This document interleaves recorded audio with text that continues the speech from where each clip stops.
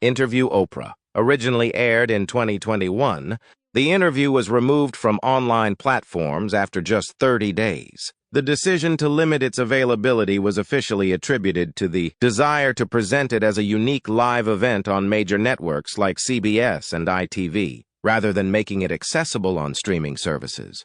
The reasons behind this choice focus on financial considerations and the impact on Oprah's credibility, despite the potential for significant revenue from streaming rights. Furthermore, the interview touches on internal dynamics within the British royal family and public reactions, inferring that these elements influence the interview's reception and subsequent handling. The overall implication is that the decision to pull the interview might have been a strategic move to safeguard Oprah's professional integrity rather than a purely financial one. It was a disgusting interview. Oprah didn't ask any hard questions, probably because she wasn't allowed to. I think this ruined her career. She was marked. Too late, Winfrey. You gleefully joined in the British royal family bashing and their racist comments about the Commonwealth white race. That can never be erased, and it will be what you are remembered for.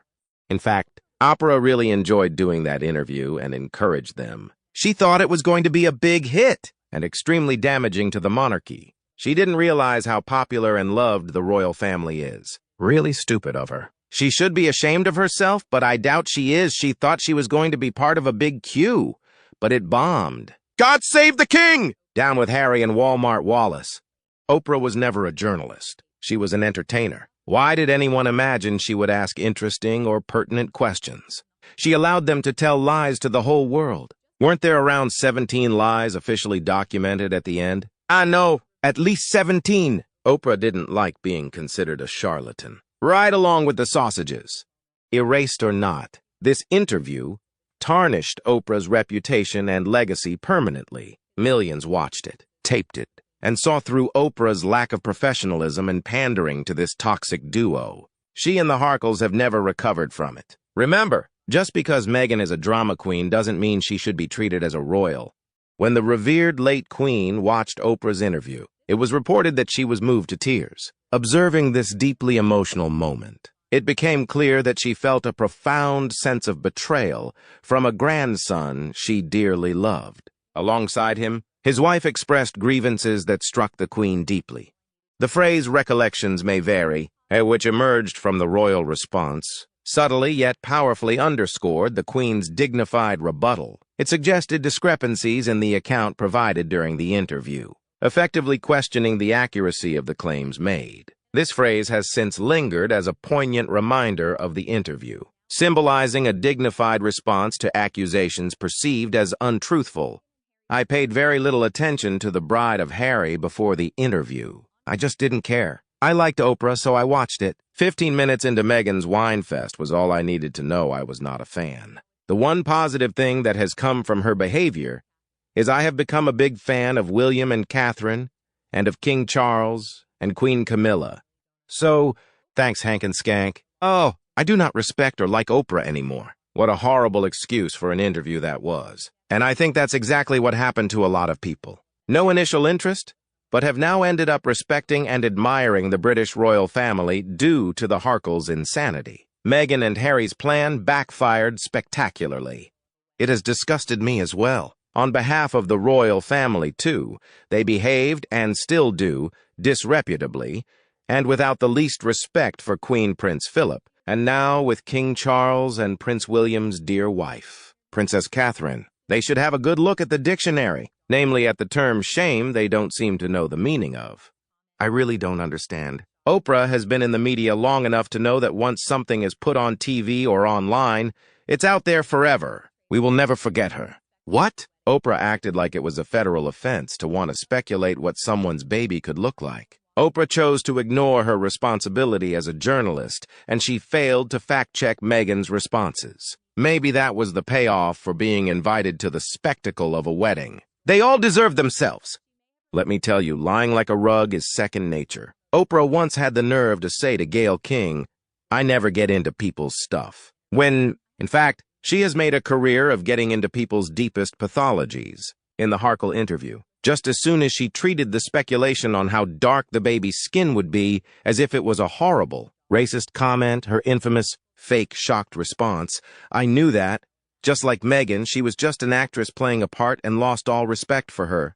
What traitors and bastards! The spectacle of a wedding that cost 32 mailers, apparently. She loved being the center of attention. Didn't want anyone walking her down the aisle because she'd have to share the moment. Only had her mother there, and her husband had never met her father. Tells all you need to know about her. Oprah's performance in that disgusting farce of an interview destroyed her credibility. She may have removed the interview, but the whole world has seen it. We all know the type of person Oprah is. After that money-making, woe is me wine party, and so-called interview, I have absolutely no respect for Oprah, Gayle, Harry, and his wife. I will not watch or listen to anything associated with or endorsed by any of them. Hey, Oprah, you can have a new game show, Lying for Dollars. Every time I see Markle's heavily made-up eyes and that fake demure hairstyle in that interview, I am incensed, and my anger is only matched by the contempt for Harry's infantile expressions. That interview was such a crock, which is the general consensus now. But what a tragedy that the late Queen and Prince Philip had to witness it going to their graves, thinking the world thought they were racists. I will never forgive them this. Up to now, the person who has lost more is certainly Harry. No more family, no more friends. And the respect people once had for him has now turned into hatred and resentment. Harry is disliked because he's a smug, arrogant, disingenuous twet waffle. He's always been that way, but was protected by the palace and the gray suits that he hates so much. Now his true self is on display for all the world to see, and that is thanks to Meghan Markle and his move to Montecito, far, far away from those people in gray suits who protected his precious reputation over and over again. One thing I am more certain of is that Meghan and Harry will never be welcomed by the British. Why would the British people accept a low-life grifter who lies and has the morals of an alley cat? Besides, she has no claim on the throne whatsoever. She's only connected because she married a cerebrally challenged dimwit who just happened to be a prince. She is just an American trash who isn't even a British citizen, so that would discount her anyway. She is laughed at and derided over her in the UK for the common trollop she is, so even asking such a ridiculous question is laughable. One day, maybe all the dim sugars will grow a brain, but I doubt it. Meghan is desperate. Harry has nothing left for her to take advantage of. The royal family has already disowned Harry. Prince William couldn't trust Harry not to repeat a conversation to an American interviewer, so Prince William refused to talk to him, as did Catherine. The palace couriers planned it so that Catherine and Prince William never had to cross paths with Meghan and Prince Harry. Catherine, Prince William, Prince George, Princess Charlotte, and Prince Louis never got to meet Archie Harrison and Lilibet Diana. But the Cambridges and Wales did wish Lilibet Diana a happy birthday on their official Instagram pages. I think Meghan went too far in the Oprah interview when she criticized Catherine by lying about Catherine making her cry. I read 2 articles before that interview took place that said Meghan made Catherine cry at the bridesmaids' fittings. Catherine is the future queen consort of the United Kingdom. Also, Meghan was very low class when she repeated a nickname that British tabloids gave Catherine, due to the long wait she had before Prince William proposed marriage, and called her Waity Katie. Also, Prince Harry went too far when he said his father and brother were trapped in their roles and couldn't leave.